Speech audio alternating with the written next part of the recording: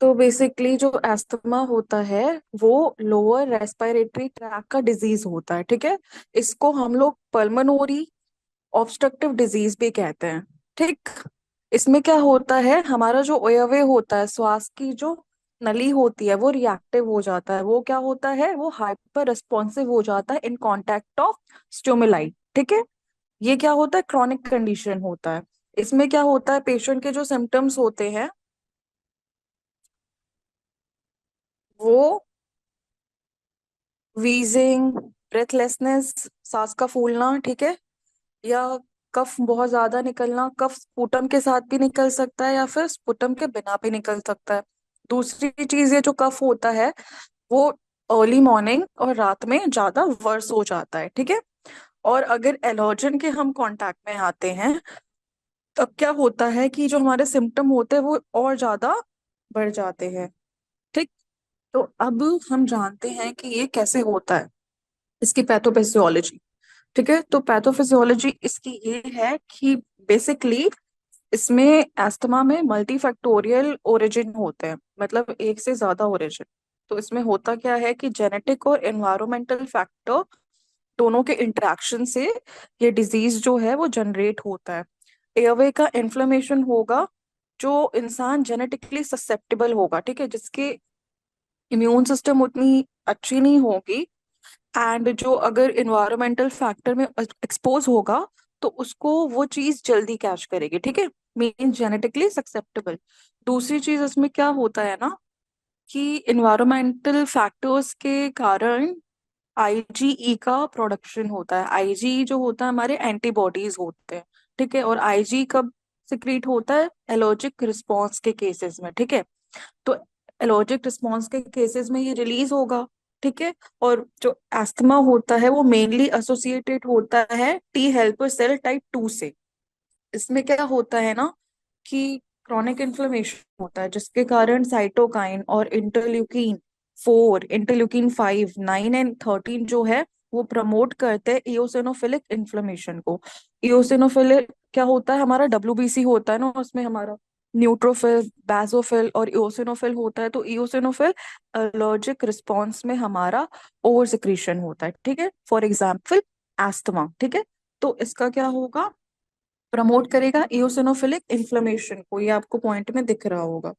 तो उससे क्या होगा कि हमारे इन्फ्लेमेटरी मेडिएटर्स रिलीज होंगे जस्ट लाइक हिस्टामिन। तो वो क्या करेगा, ब्रोंकोस्पैज्म एंड इडिमा करेगा और म्यूकस सिक्रीशन को बढ़ा देगा, ठीक है। ब्रोंकोस्पैज्म मींस कि नैरोइंग ऑफ द एयरवेज। तो ये एस्थमा का ओवरव्यू था, ठीक है। अब कल, अच्छा डॉक्टर दुर्गा ने ज्वाइन नहीं किया है कल। दुर्गा जना जी का एक क्वेश्चन था कि उन्होंने ऐसे एस्थमेटिक पेशेंट को देखा था जिसको गर्मी में बहुत ज्यादा प्रॉब्लम हो रही थी। सो गर्मी में प्रॉब्लम हो रही थी मतलब कि बहुत ज्यादा ही उनके सिम्टम्स जो थे वो वर्स हो गए थे। तो बेसिकली होता क्या है ना, हॉट एयर में जो एलर्जेंस होते हैं वो एग्रवेट कर देते हैं। तो मैंने यही कहा था ना कि ये जब सिम्टम्स होते हैं वर्स तभी होते हैं जब ये एलर्जेंस के कांटेक्ट में आते हैं। तो पेशेंट से आपको एक थोरो हिस्ट्री लेनी है। थोरो हिस्ट्री मीन्स कि आपका ईटिंग शेड्यूल क्या है और खाने में आप क्या खा रहे हो। म्यूकस प्रोड्यूसिंग चीजें तो नहीं खा रहे हो ना, जैसे कि दही हो गया या दूध हो गया।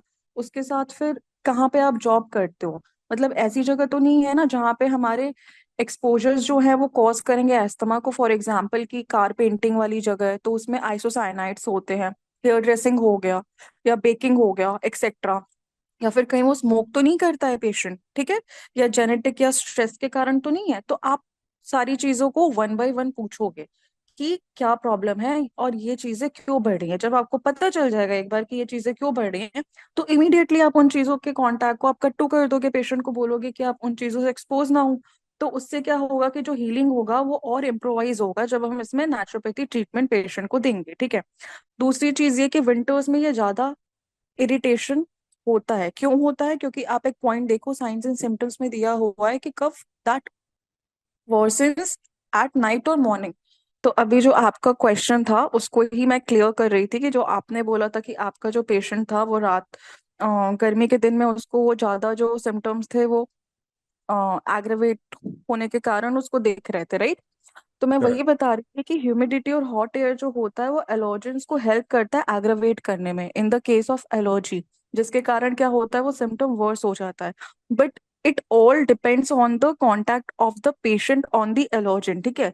बेसिकली जो ये एस्थमा होता है वो इरिटेशन कॉज ज्यादा करता है इन विंटर्स।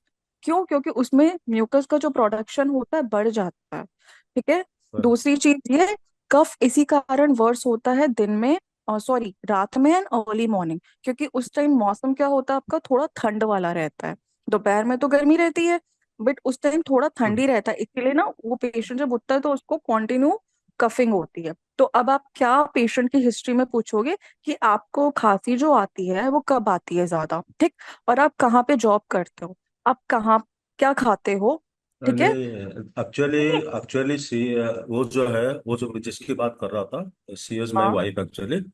Okay okay. और हम लोगों ने इवन दूसरा कंट्री में गया, और अंडर -17 डिग्री सेंटीग्रेड, उसमें उधर she was absolutely okay. But when ever India में स्पेसिफिकली गर्मी का सीजन में और ह्यूमिड सीजन में उसका जनरली ब्रीथलेसनेस आती रहती है। हाँ तो वो उसमें वो हाइपर सेंसिटिव होंगी, बहुत सीधी सी बात है, उस टाइम वो ज्यादा रिएक्टिव होंगी और एलर्जन के एक्सपोजर में होंगी। जैसे कि मैंने बोला ना, हॉट एयर क्या हेल्प करता है एलर्जन को एक्टिवेट करने में। तो एलर्जन में क्या आता है आपके, पॉलन हो गए, डस्ट हो गए, एक्सेट्रा, ये चीजों के करेक्ट। कारण उनको होता होगा, सिंपल। और foreign country is much better than India in terms of pollution, you also know that, right? So correct. these patients are susceptible to allergens, and that allergen could be anything. It could be mites or pollen, or it could be smoke, etc. ठीक है। So yes. आप इसी history taking करोगे। अब हम क्या करते हैं, अब हम ट्रीटमेंट पोर्शन पे जाते हैं, क्योंकि ये चीजें तो मैंने आपको क्लियर कर दी कि कॉमन सिम्टम्स क्या है और क्या क्या चीजें हैं। अब ट्रीटमेंट देखते हैं। तो ट्रीटमेंट में फर्स्ट एंड फॉरमोस्ट क्या था कि आपको ट्रिगर्स को अवॉइड करना है। ड्रग्स और फूड एडिटिव्स को नहीं लेना है, स्मोकिंग, वेट अगर बहुत ज्यादा है उसको भी आपको ऑप्टिमम लाना है। उसके साथ साथ अगर कोई न्यूट्रिशनल डेफिशिएंसी है उसको मैनेज करना है। तो न्यूट्रिशनल डेफिशिएंसी वाली बात हो रही थी, तभी मैंने आपसे पूछा था ना कि इस केस में इस पेशेंट के लिए क्या अच्छा रहेगा, तो वही बात हो रही थी। तो मैंने कहा था कि vitamin C rich food, right, या फिर ओमेगा 3 हो गया, एक्सेट्रा, विटामिन डी। ये चीजें क्या करती, इम्यून सिस्टम को इम्प्रोवाइज करती हैं, ठीक है।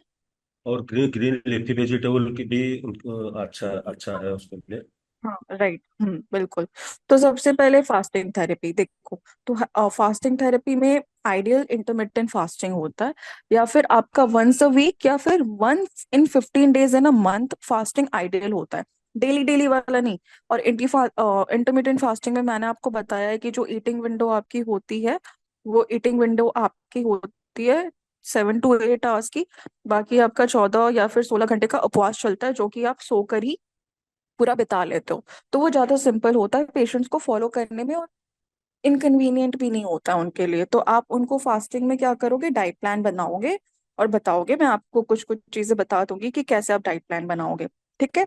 थेरापेटिक फास्टिंग में क्या होता है, एब्सटिनेंस होता है, ठीक है। मैम एब्सटिनेंस, एक मिनट, आपने जैसे फास्टिंग बताया ना, एक मतलब जैसे बुक में लिया हुआ है कि एक दिन नींबू शहद के पानी पर उपवास रखें एस्थमा हाँ के वो लिए। भी बहुत अच्छा है, वो भी बहुत अच्छा है, लेकिन वो पर बहुत अच्छा बट रहता है जैसे कफ, पेशेंट है। जैसे किसी किसी को नींबू से कफ बनता है मैम, खट्टी चीजों राइट, मैं से। वही बोली ना कि वो ओबेसिटी के पेशेंट के लिए। और नींबू को आप क्या कर सकते हो ना, आप नींबू को आप दाल में दे दो या सूप में डाल के दे दो। लीफी वेजिटेबल्स के कांटेक्ट में जब विटामिन सी आता है ना, तो उसका अब्जॉर्प्शन बहुत अच्छा हो जाता है, ऑप्टिमम हो जाता है हमारे बॉडी में, ऑल राइट। तो आप ये कर सकते हैं। मैम जैसे फलों का रस भी बताया, जैसे मैं मैम, जैसे मैं ही हूँ, मेरे को नींबू, ये खट्टी चीज कोई भी ना, मतलब कि मेरे को सूट नहीं करती, मेरे को बहुत कफ आता है, मतलब पीने से, जैसे दूध पीने से जैसे।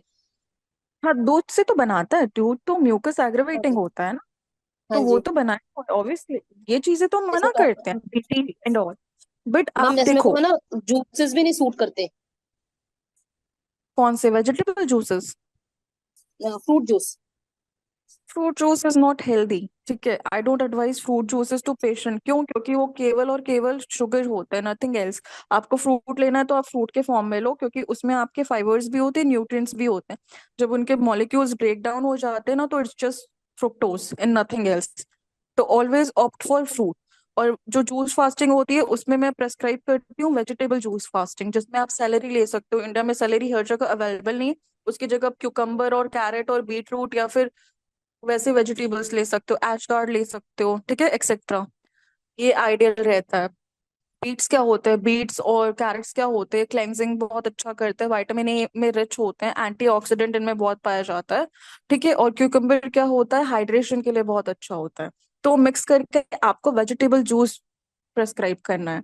सो ये डिपेंड करता है और वैरी करता है पेशेंट टू पेशेंट कि आप उनको कौन सा जूस फास्टिंग करा रहे हो, मतलब वेजिटेबल जूस फास्टिंग में कौन से वेजीज का जूस फास्टिंग करा रहे हो। ऑलराइट, और फ्रूट की बात है तो आप वो मोनोडाइट कराओगे। मोनोडाइट मतलब एक टाइप का आप फ्रूट कंज्यूम कर रहे हो थ्रू आउट द डे, ठीक है, या फिर एक ही टाइम आप मील ले रहे हो। तो आप एप्पल बोल सकते हो, एप्पल ले लो। अब इसमें क्या है कि इसमें ठंडी चीजें नहीं लेनी है, तो ठंडी चीजें नहीं लेनी है तो वो फल नहीं लेना है जो ठंडा होता है, ठीक है। तो आप इसमें कौन से फल बोल सकते हो, पोमेग्रेनेट बोल सकते हो, पपाया बोल सकते हो, ठीक है। ये सारे गर्म तासीर वाले होते हैं। और मैम क्लियर अगर हुआ? किसी को शुगर। किसी को शुगर है तो, हाँ जी। हाँ तो शुगर है शुगर तो है तो आप भी ले सकते हैं। एग्जैक्टली आप लो ग्लाइसेमिक इंडेक्स वाले फ्रूट्स लोगे ना, जो मैंने आपको लास्ट क्लास में बताया था, जैसे कि आपकी एप्पल हो गई, नाशपाती हो गया, ठीक है, ये सब लो ग्लाइसेमिक इंडेक्स वाले होते हैं। पपाया भी आपका बहुत ज्यादा वो नहीं होता ग्लाइसेमिक इंडेक्स में हाई। और साइट्रिक फ्रूट्स में आप देख सकते हो कि पेशेंट उसको टॉलरेट कर सकता है कि नहीं। एम्प्टी स्टमक साइट्रिक फ्रूट्स नहीं देते हैं, मतलब संतरे हो गए या नींबू हो गया, ठीक है, उसको हमेशा मील के बाद देते हैं। तो आप इंटरमिटेंट फास्टिंग में साइट्रिक फ्रूट्स ऐड कर सकते हो, और अगर वो फ्रूट फास्टिंग करे तो फ्रूट फास्टिंग में आप एप्पल एडवाइस कर सकते हो, पपाया एडवाइस कर सकते हो अगर वो डायबिटिक है तो।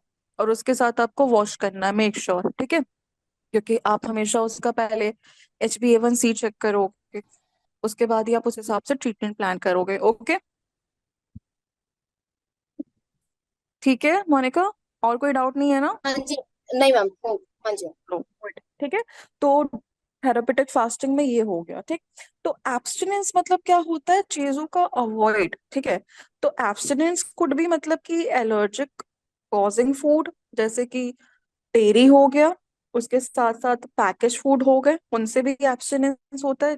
लाइक आपके चिप्स हो गए, नमकीन हो गए, बिस्किट्स हो गए, कुकीज हो गई, फिर मैदा हो गया, ठीक है, शुगर हो गया, sugar in the form of आप डेट्स ले सकते हो, हनी ले सकते हो, गुड़ ले सकते हो, बट नॉट वाइट शुगर क्योंकि वो हाईली रिफाइंड होता है। उसी तरह एब्स्टिनेंस फ्रॉम अगर ऑयल। सॉरी मैम, हम्म। अगर ये रॉ शुगर लेते हैं, मतलब देसी खांड जो है, हाँ हाँ, वो वो तो ले अच्छा, सकते हैं। वो सही होता है, वो अच्छा होता है देसी वाला, बिल्कुल ले सकते हो आप, ठीक है। तो अब इसमें ये दिया है ना कि ओबेसिटी जो होता है, आप ये पॉइंट देखना, उसको अंडरलाइन भी किया है मैंने। Obesity is the most common asthma comorbidity, ठीक है। It has been associated with increase risk for asthma. क्यों? क्योंकि वेट आपका बढ़ जाएगा तो जाहिर सी बात है कि जितने ऑर्गन्स है वो कंजेस्टेड हो जाएंगे, कंजेस्टेड होंगे तो जाहिर सी बात है ना आपका लिम्फ सर्कुलेशन प्रॉपर होगा ना ब्लड सर्कुलेशन प्रॉब्लम होगा, प्रॉपर होगा। प्रॉपर नहीं होगा तो क्या होगा, जाहिर सी बात है वो शरीर भी उनकी बल्कि होगी और वो पेशेंट हाफेगा, ठीक है, थोड़ा सा चल लेगा, सीढ़ियां थोड़ी सी चलेगा, वो हाफेगा, है ना। तो ये एक वो होता है क्या, एसोसिएटेड थिंग, कोमॉर्बिड। उसके साथ साथ क्या दिया गया है कि intermittent fasting has been found very effective in weight reduction, thereby reducing asthma। intermittent fasting जिसमें कि ईटिंग विंडो भी रहता है और फास्टिंग विंडो भी रहता है, और ये सबसे आइडियल माना जाता है अकॉर्डिंग टू फ्यू नेचुरोपैथ्स। मतलब मैं भी इंटरमिटेंट फास्टिंग के पेशेंट्स को प्रेस्क्राइब करती हूँ। ईटिंग विंडो रहता है तो ईटिंग विंडो में हम क्या करते हैं ना कि जो हेल्दी न्यूट्रिएंट रिच डाइट होता है पेशेंट को वो रेकमेंड करते हैं उस ईटिंग विंडो में लेने के लिए, ठीक है। दूसरी चीज, जितना आपका नॉन ईटिंग विंडो बचा उसमें वो क्या होगा, पेशेंट की बॉडी हील होगी, एज सिंपल एज दैट, ठीक है। तो क्या क्या न्यूट्रिएंट रिच इसमें चीजें ले सकते हैं मैं वो आपको आगे बताती हूँ।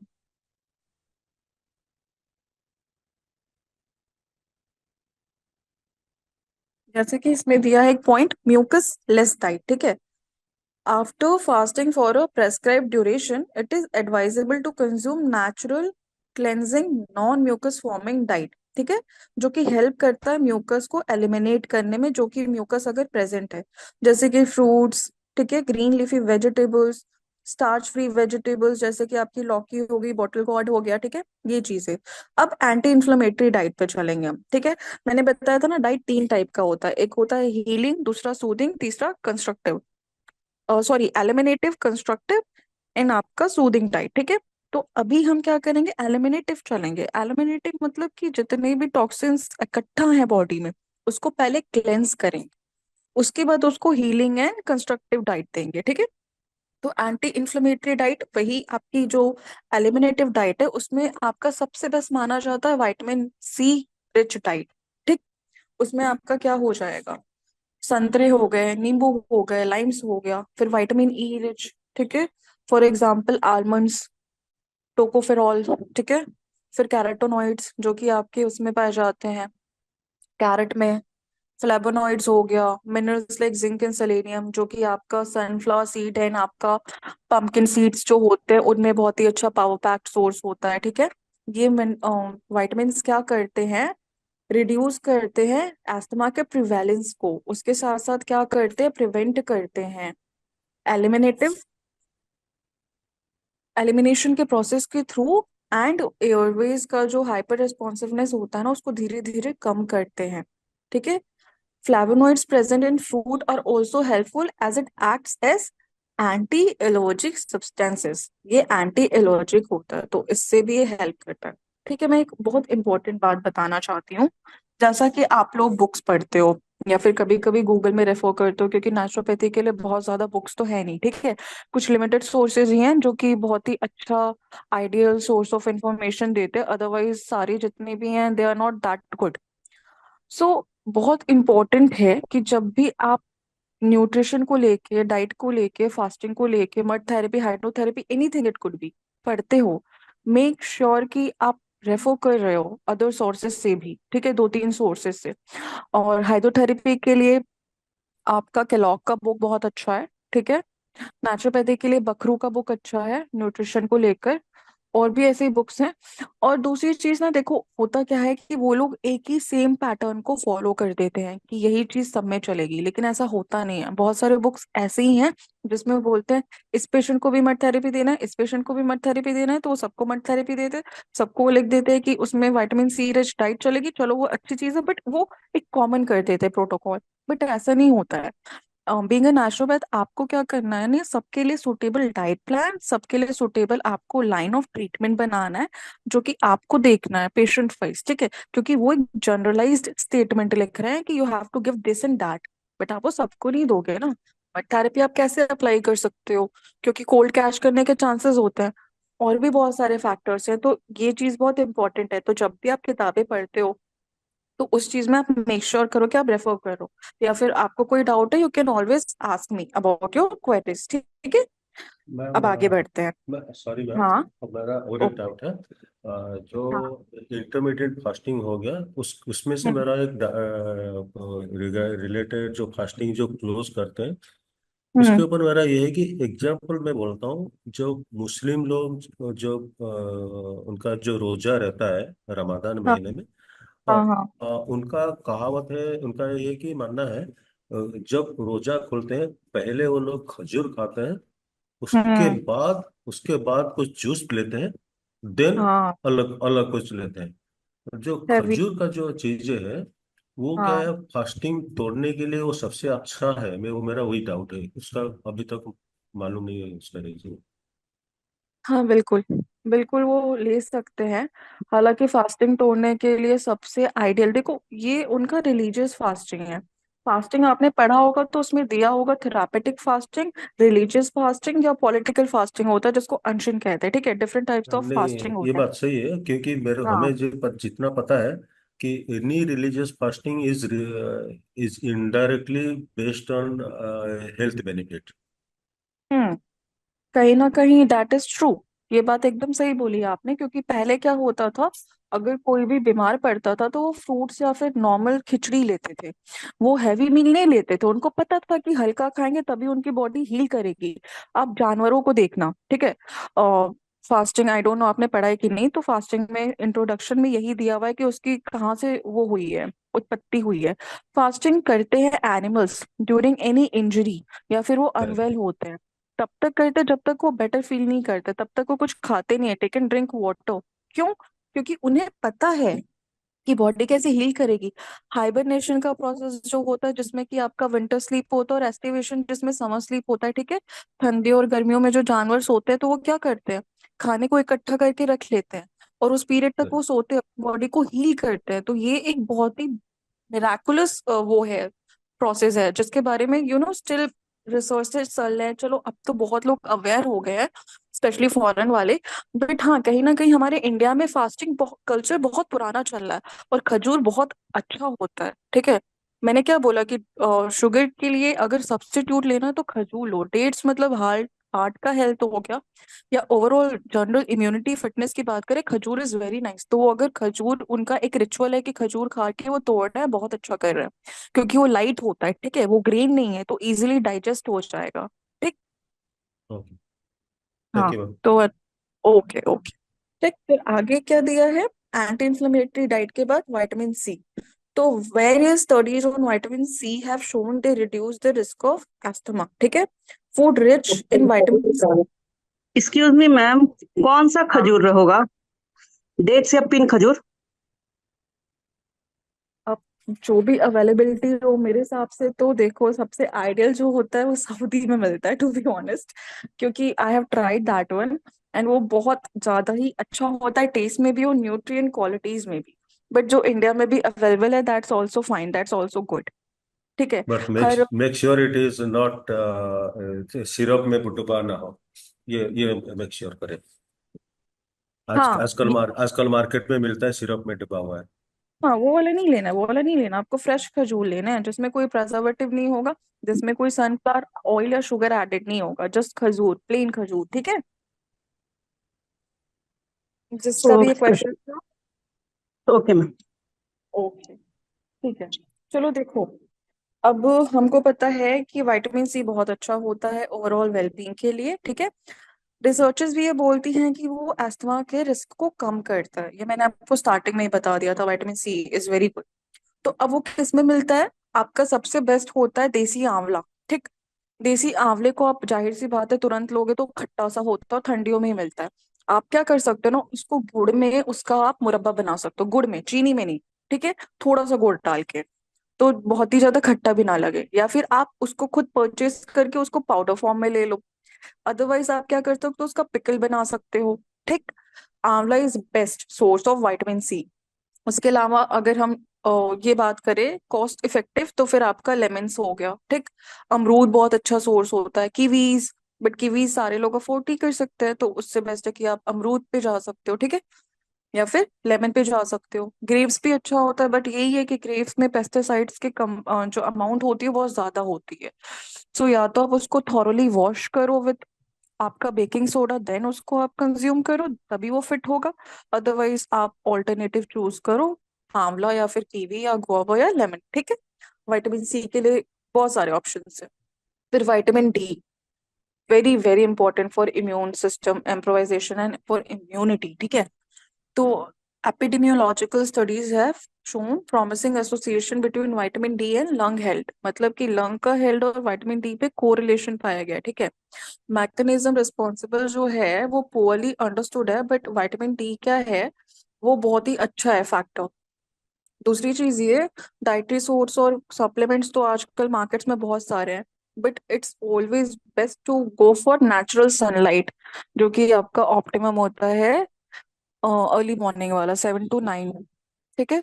तो हमेशा seek for natural sunlight rather than जो सप्लीमेंट्स मार्केट में टैबलेट और आपके पाउडर फॉर्म में अवेलेबल है। और as a naturopath I don't think you should suggest also. हाँ, और जो इसके सोर्सेज है वो आपके फिशेज होते हैं, मशरूम्स होते हैं, तो they can also have mushrooms और फिशेज।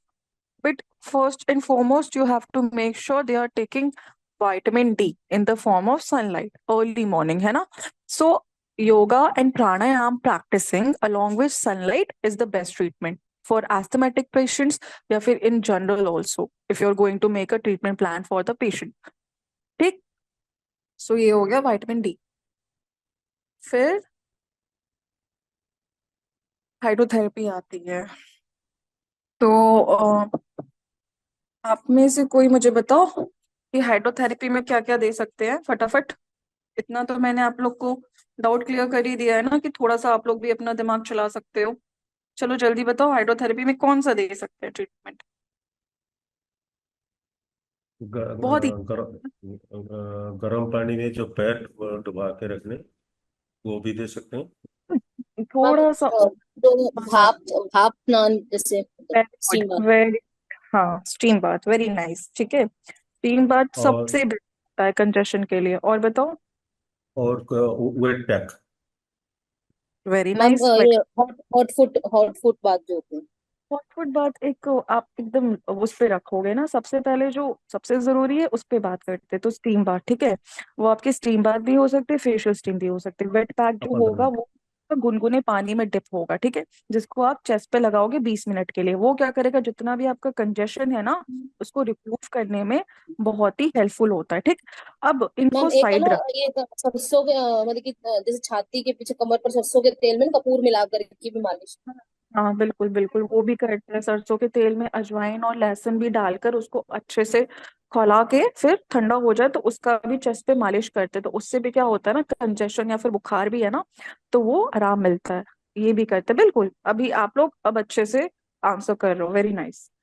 तो नाड़ी अब शोधन क्या चीज होती नारी शोधन ना लोकल स्टीम होता है एक्चुअली। वो नेजल स्टीम नहीं होता है, नाम से लग रहा होगा बट वो लोकल स्टीम होता है। लोकल स्टीम लाइक आपका जो यंत्र होता है नाड़ी शोधन, उससे आप किसी अफेक्टेड पार्ट पर स्टीम देते हो।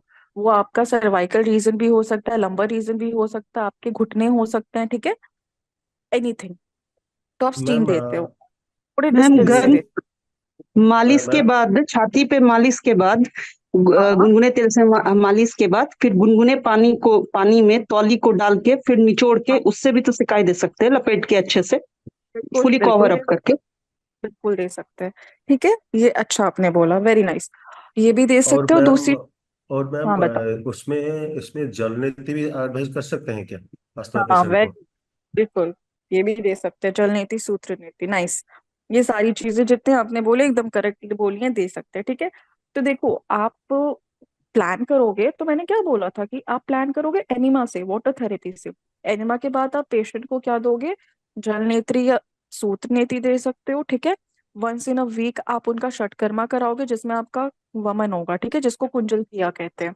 अब कुंजल क्रिया में आपको ये ध्यान देना है कि पेशेंट जो है कहीं वो बीपी का, हाइपरटेंशन को तो पेशेंट नहीं है ना, तब उसको आप नमक पानी वाला कुंजल नहीं करा पाओगे, तब आप उसको प्लेन वाटर का कराते हो, ठीक।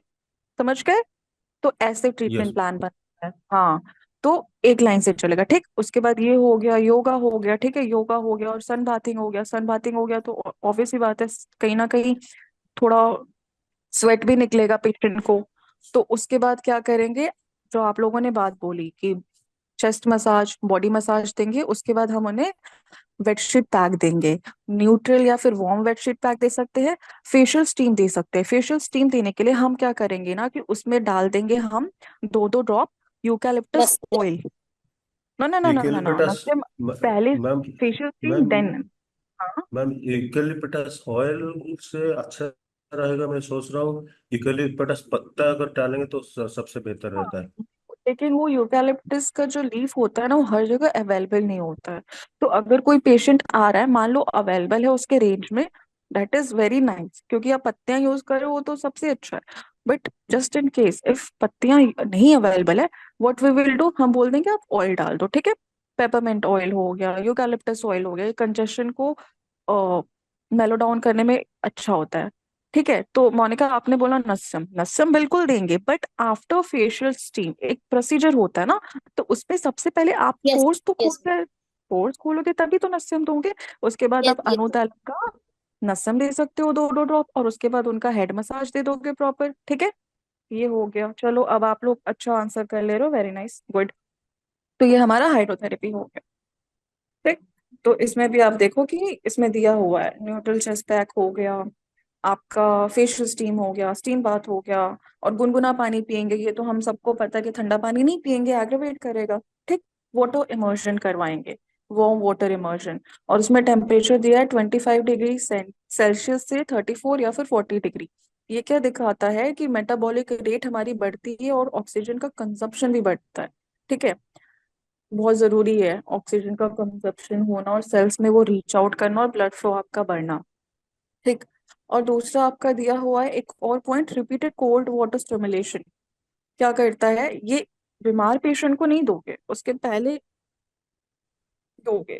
कैसे दोगे और ये क्या करता है ये बताती हूँ मैं। रिड्यूस करता है इन्फेक्शन के फ्रिक्वेंसी को। जब कोई भी ना ठंडे पानी से नहाता है ना तो क्या होता है ना, उसका इम्यून सिस्टम बढ़ता है। इसके पीछे एक फिजियोलॉजी दी हुई है, ठीक है, जिसमें कि क्या होता है, WBC हमारे जो हेल्पर टी सेल्स होते हैं, साइटोकाइंस होते हैं और जितने भी मेडिएटर्स होते हैं, उनका क्या होता है ना कि एक अच्छा फंक्शनिंग होता है, इम्प्रोवाइजेशन होता है। ठीक है, वाइटैलिटी और इन्विगोरेटिंग क्वालिटीज होती है कोल्ड वाटर की। हॉट वाटर क्या होती है, रिलैक्सिंग होती है, सूदिंग होती है। ठीक है, तो इस तरीके से प्रॉपर्टीज होती हैं। दूसरी चीज क्या करता है, increase peak expiratory flow, expiration का जो फ्लो होता है वो बढ़ता है। लिम्फोसाइट के काउंट बढ़ता है। ठीक है, लिम्फोसाइट आपके वही WBC। और उसके साथ क्या होता है, गामा इंटरफेरॉन का एक्सप्रेशन होता है। ठीक, ये सारे आपके क्या हैं, ये सारे के सारे मेडिएटर्स है और WBC के जितने भी फैक्टर्स होते हैं वो है। उसके साथ क्या होता है, मॉड्यूलेटेड इंटरल्यूकिन एक्सप्रेशन होता है और इम्प्रूव क्वालिटी होता है पेशेंट का with COPD, chronic obstructive pulmonary disease. ठीक है, ये चीजें हो गई रिपीटेड कोल्ड वाटर स्टिमुलेशन से। दूसरी चीज आप क्या कर सकते हैं ना, मान लो अगर आप चेस्ट पैक पेशेंट को दे रहे हो, उसके अलावा भी आप ऑयल मसाज के बाद उसको वार्म वाटर वाला जो तौलिया होता है उससे थोड़ा स्क्रबिंग कर सकते हो। ठीक है, उसको डिप कर दिया, उसके बाद निचोड़ के उससे थोड़ा स्क्रबिंग कर दिया वहीं पे, हल्का। ठीक है, हल्का, वो वाइग्रेस नहीं होगा। या फिर उसी सूखा तौलिए को सूख वहां पे रख बोलते हैं ना दिया। उसको। नहीं नहीं नहीं नहीं, सूखा नहीं, गर्म गुनगुना पानी जो होता है उसमें डिप करके निचोड़ के फिर उसको करेंगे, है ना, वो वाला मैं कह रही हूँ।